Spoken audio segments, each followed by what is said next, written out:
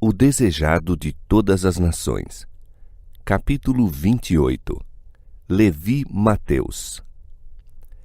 Este capítulo se baseia em Mateus capítulo 9, versos 9 a 17, Marcos capítulo 2, versos 14 a 22 e Lucas capítulo 5, versos 27 a 39. Dos funcionários romanos na Palestina, nenhum era mais aborrecido que o publicano. O fato de serem os impostos ordenados por um poder estrangeiro era contínuo motivo de irritação para os judeus, lembrança que era da perda de sua independência. E os cobradores de impostos, além de instrumentos da opressão romana, eram extorsionários em seu próprio proveito, enriquecendo-se à custa do povo. Um judeu que aceitasse esse ofício das mãos dos romanos era considerado traidor da honra nacional. Desprezado como apóstata, classificavam-no entre os mais vis da sociedade. A essa classe pertencia Levi Mateus, o qual, depois dos 4 discípulos na praia de Genezaré, foi o seguinte a ser chamado para o serviço de Cristo. Os fariseus haviam julgado Mateus segundo seu emprego, mas Jesus viu nesse homem uma alma aberta à recepção da verdade. Mateus escutara os ensinos do Salvador. Ao revelar-lhe o convincente Espírito de Deus, sua pecaminosidade anelou buscar auxílio em Cristo. Estava, porém, habituado ao exclusivismo dos rabis e não tinha nenhuma ideia de que esse grande mestre houvesse de fazer caso dele. Um dia, achando-se sentado na alfândega, viu o publicano a Jesus que se aproximava. Grande foi sua surpresa ao ouvir as palavras que lhe foram dirigidas: "Segue-me." Mateus, deixando tudo, levantou-se e o seguiu. Não houve nenhuma hesitação, nenhuma dúvida, nenhum pensamento para o lucrativo negócio a ser trocado pela pobreza e as privações. Era-lhe suficiente o estar com Jesus, ouvir-lhe as palavras e a ele unir-se em sua obra. O mesmo se deu com os discípulos anteriormente chamados. Quando Jesus pediu a Pedro e a seus companheiros que o seguissem, eles deixaram imediatamente os barcos e as redes. Alguns desses discípulos tinham queridos cuja manutenção deles dependia. Ao receberem, porém, o convite do Salvador, não hesitaram nem inquiriram: como hei de viver e sustentar minha família? Obedeceram ao chamado e quando, posteriormente, Jesus lhes perguntou: quando vos mandei sem bolsa, alforge ou alparcas, faltou-vos porventura alguma coisa? Puderam responder: nada. A Mateus, em sua abastança, como a André e Pedro em sua pobreza, a mesma prova foi apresentada. A mesma consagração foi feita por cada um. No momento do êxito, quando as redes estavam cheias de peixe, e mais fortes eram os impulsos do viver anterior, Jesus pediu aos discípulos junto ao mar que abandonassem tudo pela obra do Evangelho. Assim, toda alma é provada quanto a seu mais forte desejo, se bens temporais, se a companhia de Cristo. O princípio é sempre de caráter exigente. Homem algum pode ser bem-sucedido no serviço de Deus, a menos que nele ponha inteiro o coração e repute todas as coisas por perda pela excelência do conhecimento de Cristo. Ninguém que faça qualquer reserva pode ser discípulo de Cristo e muito menos seu colaborador. Quando os homens apreciam a grande salvação, o espírito de sacrifício observado na vida de Cristo ver-se-á na sua. Por onde quer que ele os guie, acompanhá-lo-ão contentes. A vocação de Mateus para ser um dos discípulos de Cristo excitou grande indignação. Que um mestre de religião escolhesse um publicano como um de seus imediatos assistentes, era uma ofensa contra os costumes religiosos, sociais e nacionais. Procurando estimular os preconceitos do povo, os fariseus esperavam voltar à corrente dos sentimentos populares contra Jesus. Criou-se entre os publicanos amplo interesse. Seu coração foi atraído para o Divino Mestre. Na alegria de seu novo discipulado, desejou Mateus levar seus antigos companheiros a Jesus. Fez, portanto, um banquete em sua casa, reunindo os parentes e amigos. Não somente publicanos foram incluídos, mas muitos outros de duvidosa reputação, proscritos por seus mais escrupulosos vizinhos. A festa foi oferecida em honra de Jesus, e este não hesitou em aceitar a gentileza. Bem sabia que isso daria motivo de escândalo ao partido dos fariseus, comprometendo também aos olhos do povo. Nenhuma questão de política, entretanto, podia influenciar-lhe os movimentos. Para ele, as distinções exteriores não tinham nenhum valor. O que lhe falava ao coração era a sede da alma pela água da vida. Jesus se sentou como hóspede honrado à mesa dos publicanos, mostrando por sua simpatia e amabilidade social reconhecer a dignidade humana. E os homens anelavam tornar-se dignos de sua confiança. As palavras de seus lábios caíam no sedento coração deles com um bendito e vivificante poder. Despertavam-se novos impulsos e a esses párias da sociedade abriu-se a possibilidade de uma nova vida. Em reuniões como essa, não poucos foram impressionados pelos ensinos do Salvador, os quais não o reconheceram senão depois de sua ascensão. Quando o Espírito Santo foi derramado e 3.000 se converteram num dia, houve entre eles muitos que tinham ouvido primeiramente a verdade à mesa dos publicanos, e alguns desses se tornaram mensageiros do Evangelho.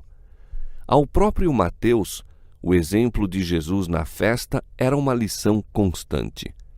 O desprezado publicano tornou-se um dos mais devotados evangelistas, seguindo em seu ministério bem de perto os passos do Mestre. Quando os rabis ouviram falar da presença de Jesus na festa de Mateus, apoderaram-se da oportunidade de o acusar. Procuraram, porém, operar por intermédio dos discípulos. Buscando despertar-lhes os preconceitos, esperavam separá-los do Mestre. Era sua política acusar Cristo perante os discípulos e estes perante Cristo, alvejando onde lhes parecia mais fácil ferir. Tem sido essa a maneira por que Satanás tem operado sempre desde a desarmonia no céu. E todos quantos procuram causar discórdia e separação são atuados por seu espírito. Por que come o vosso mestre com os publicanos e pecadores? Indagaram os invejosos rabis. Jesus não esperou que os discípulos respondessem à acusação, mas replicou ele próprio: Não necessitam de médico os sãos, mas sim os doentes. Ide, porém, e aprendei o que significa misericórdia quero e não sacrifício, porque eu não vim a chamar os justos, mas os pecadores ao arrependimento.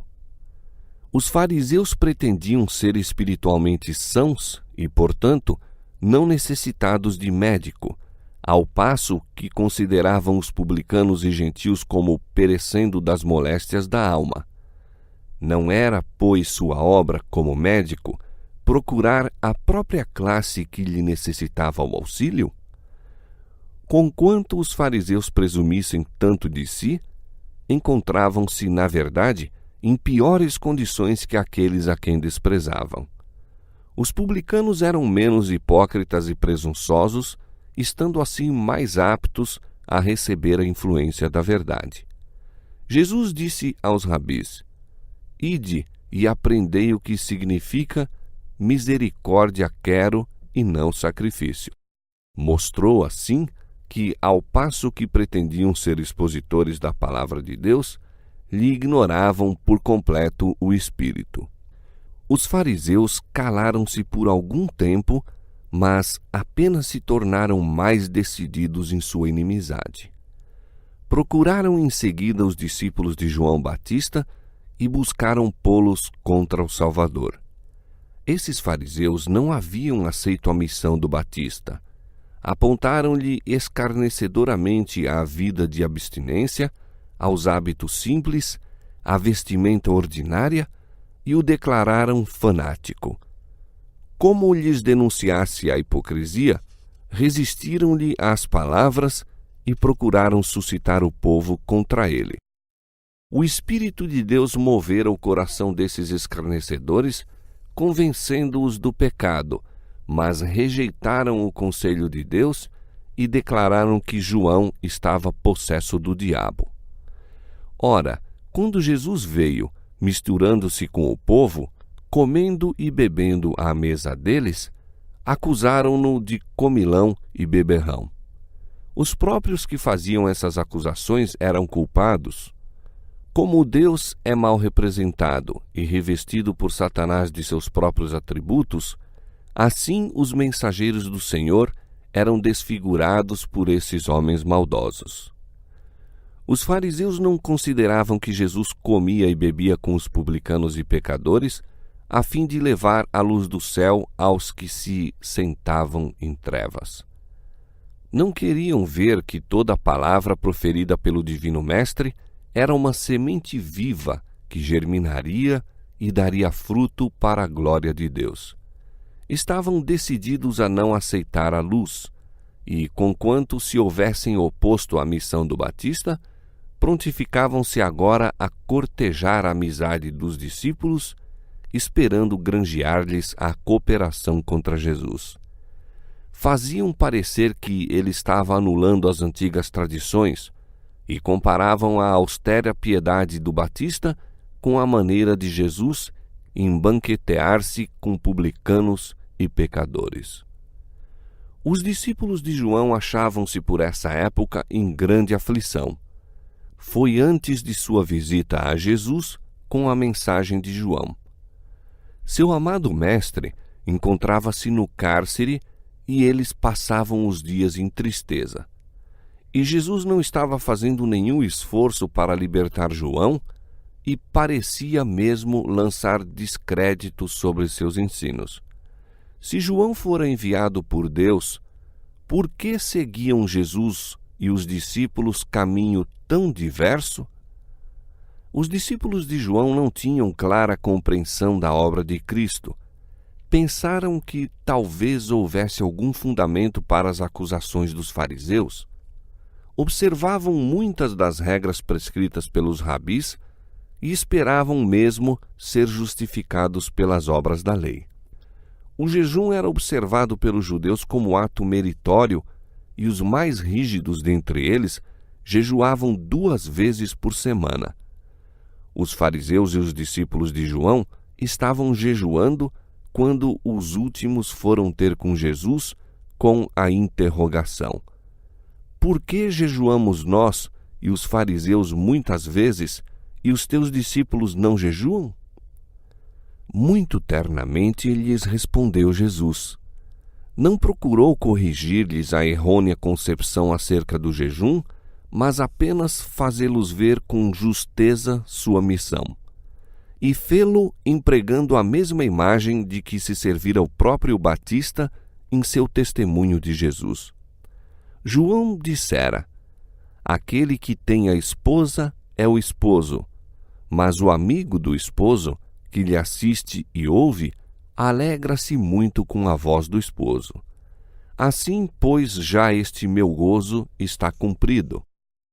Os discípulos de João não podiam deixar de recordar essas palavras do Mestre quando, tomando a ilustração, Jesus disse: podem, porventura, os filhos das bodas jejuar enquanto está com eles o esposo? O príncipe do céu estava entre seu povo. O maior dom de Deus fora concedido ao mundo. Regozijo para os pobres, pois Cristo viera torná-los herdeiros de seu reino. Regozijo para os ricos, pois lhes ensinaria a obter as riquezas eternas. Regozijo aos ignorantes, torná-los-ia sábios para a salvação. Regozijo aos instruídos, desvendar-lhes-ia mistérios mais profundos que os que já haviam penetrado. Verdades ocultas desde a fundação do mundo seriam reveladas aos homens mediante a missão do Salvador. João Batista rejubilara ao ver o Salvador. Que ocasião de regozijo não tinham os discípulos, a quem cabia o privilégio de andar e falar com a majestade do céu. Não era esse o tempo de lamentarem e jejuarem. Deviam abrir o coração para receber a luz de sua glória, para que, por sua vez, projetassem a luz sobre os que estavam sentados nas trevas e sombras da morte. Belo era o quadro que evocavam as palavras de Cristo. Sobre ele, no entanto, pairava pesada sombra que unicamente seus olhos distinguiam. Dias, porém, virão, disse ele, em que lhe será tirado o esposo, e então jejuarão. Quando vissem seu Senhor traído e crucificado, os discípulos se afligiriam e jejuariam. Nas últimas palavras que lhes dirigia no cenáculo, dissera: um pouco e não me vereis, e outra vez um pouco e ver-me-eis. Na verdade vos digo que vós chorareis e vos lamentareis, e o mundo se alegrará, e vós estareis tristes, mas a vossa tristeza se converterá em alegria. Quando ele ressurgisse do sepulcro, a tristeza deles se converteria em alegria. Depois de sua ascensão, devia estar pessoalmente ausente, mas por meio do Consolador, achar-se-ia ainda com eles e não deviam passar o tempo em lamentações. Isso era o que Satanás queria. Desejava que dessem ao mundo a impressão de haver sido iludidos e decepcionados, mas deviam, pela fé, contemplar o santuário em cima, onde Jesus estava ministrando em favor deles. Deviam abrir o coração ao Espírito Santo, seu representante, e regozijar-se na luz de sua presença. Todavia, sobreviriam dias de tentação e prova, em que seriam postos em conflito com as autoridades do mundo e os chefes do reino das trevas. Quando Cristo não estivesse pessoalmente com eles e deixassem de perceber o Consolador, então seria mais próprio jejuarem. Os fariseus procuravam exaltar-se pela rigorosa observância de formas, ao passo que tinham o coração cheio de inveja e contenda. Eis, diz a Escritura, que para contendas e debates jejuais, e para dardes punhadas impiamente. Não jejueis como hoje, para fazer ouvir a vossa voz no alto. Seria este o jejum que eu escolheria? Que o homem um dia aflija a sua alma, que incline a sua cabeça como o junco e estenda debaixo de si saco e cinza? Chamarias tu a isto jejum e dia aprazível ao Senhor? O verdadeiro jejum não é um serviço meramente formal. A Escritura descreve o jejum preferido por Deus: que soltes as ligaduras da impiedade, que desfaças as ataduras do jugo, que deixes livres os quebrantados ou oprimidos, e despedaces todo o jugo. Abrires a tua alma ao faminto, e fartares a alma aflita. Aí se expõe o próprio espírito e caráter da obra de Cristo. Toda a sua vida foi um sacrifício pela salvação do mundo. Quer jejuando no deserto da tentação, quer comendo com os publicanos no banquete de Mateus, estava dando a vida pela redenção dos perdidos. Não em ociosas lamentações, em simples humilhação do corpo e multidão de sacrifícios, faz o verdadeiro espírito de devoção, mas revela-se na entrega do próprio eu em voluntário serviço para Deus e o homem. Continuando sua resposta aos discípulos de João, Jesus disse uma parábola. Ninguém tira um pedaço de um vestido novo para o coser em vestido velho, pois que romperá o novo e o remendo não condiz com o velho. A mensagem do Batista não devia ser entremeada com a tradição e a superstição. Uma tentativa de misturar as pretensões dos fariseus com a devoção de João só tornaria mais evidente a ruptura em ambas. Nem podiam os princípios do ensino de Cristo ser unidos com as formas do farisaísmo. Cristo não cobriria a ruptura feita pelos ensinos de João. Tornaria mais distinta a separação entre o velho e o novo. Jesus ilustrou posteriormente este fato, dizendo: Ninguém deita vinho novo em odres velhos. Doutra sorte, o vinho novo romperá os odres, e entornar-se-á o vinho, e os odres se estragarão. Os odres de couro usados como vasos para guardar o vinho novo ficavam, depois de algum tempo, secos e quebradiços, fazendo-se então imprestáveis para tornar a servir ao mesmo fim. Por meio dessa ilustração familiar, Jesus apresentou a condição dos guias judaicos. Sacerdotes, escribas e principais se haviam fixado numa rotina de cerimônias e tradições. Contraíra-se-lhes o coração como os odres de couro a que ele os comparara. Ao passo que se satisfaziam com uma religião legal, era-lhes impossível tornar-se depositários das vivas verdades do céu. Julgavam a própria justiça toda suficiente e não desejavam que um novo elemento fosse introduzido em sua religião. Não aceitavam a boa vontade de Deus para com os homens como qualquer coisa à parte deles próprios.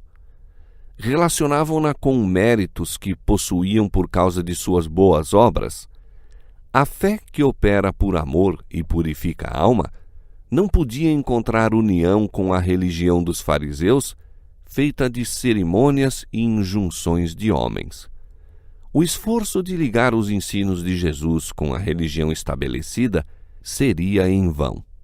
A verdade vital de Deus, qual vinho em fermentação, estragaria os velhos, apodrecidos odres das tradições farisaicas. Os fariseus julgavam-se demasiado sábios para necessitar instruções, demasiado justos para precisar salvação, muito altamente honrados para carecer da honra que de Cristo vem. O Salvador deles se desviou em busca de outros que recebessem a mensagem do céu. Nos ignorantes pescadores, no publicano na alfândega, na mulher de Samaria, no povo comum que o escutava de boa vontade, encontrou ele novos odres para o vinho novo. Os instrumentos a serem usados na obra evangélica são as almas que recebem com alegria a luz a elas enviadas por Deus. São esses seus instrumentos para a comunicação do conhecimento da verdade ao mundo. Se, mediante a graça de Cristo, seu povo se torna odres novos, ele os encherá de vinho novo.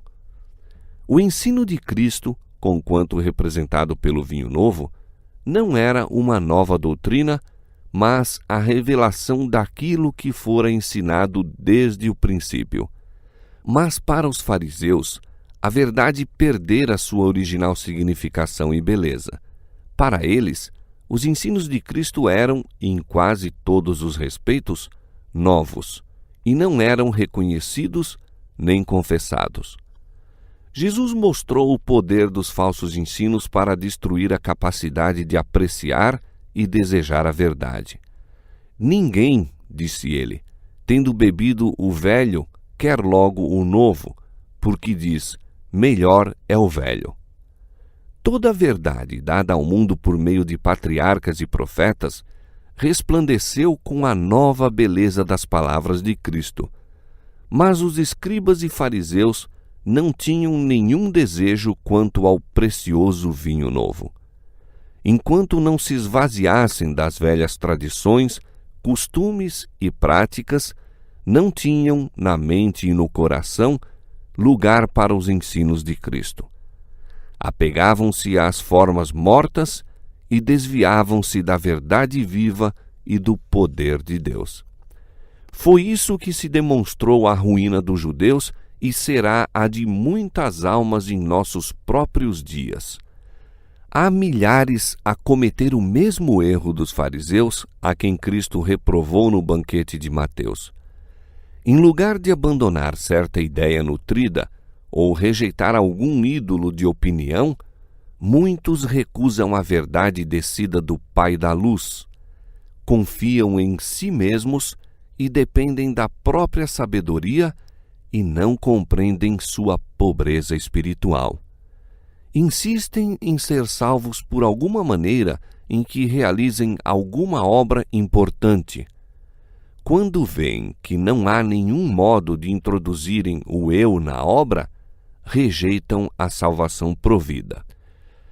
Uma religião legal nunca poderá conduzir almas a Cristo, pois é destituída de amor e de Cristo. Jejuar ou orar quando imbuídos de um espírito de justificação própria é uma abominação aos olhos de Deus. A solene assembleia para o culto, a rotina das cerimônias religiosas, a humilhação externa, o sacrifício imposto, mostram que o que pratica essas coisas se considera justo e com títulos ao céu, mas tudo é engano. Nossas próprias obras jamais poderão comprar a salvação. Como foi nos dias de Cristo, assim se dá agora. Os fariseus não conhecem sua necessidade espiritual. A eles se dirige a mensagem: como dizes, rico sou e estou enriquecido, e de nada tenho falta, e não sabes que és um desgraçado e miserável e pobre e cego e nu? Aconselho-te que de mim compres ouro provado no fogo, para que te enriqueças, e vestidos brancos para que te vistas, e não apareça a vergonha da tua nudez. Fé e amor são o ouro provado no fogo. Mas no caso de muitos, se obscureceu o brilho do ouro e perdeu-se o tesouro precioso. A justiça de Cristo é para eles um vestido sem uso, uma fonte intacta. A esses é dito: tenho, porém, contra ti que deixaste a tua primeira caridade. Lembra-te, pois, de onde caíste e arrepende-te, e pratica as primeiras obras. Quando não, brevemente a ti virei e tirarei do seu lugar o teu castiçal, se não te arrependeres. Os sacrifícios para Deus são o espírito quebrantado. A um coração quebrantado e contrito não desprezarás, ó Deus. O homem se deve esvaziar do próprio eu antes de ser, no mais amplo sentido, um crente em Jesus. Quando se renuncia ao eu, então o Senhor pode tornar o homem uma nova criatura. Novos odres podem conter o vinho novo. O amor de Cristo há de animar o crente de uma vida nova. Naquele que contempla o autor e consumador de nossa fé, o caráter de Cristo se há de manifestar.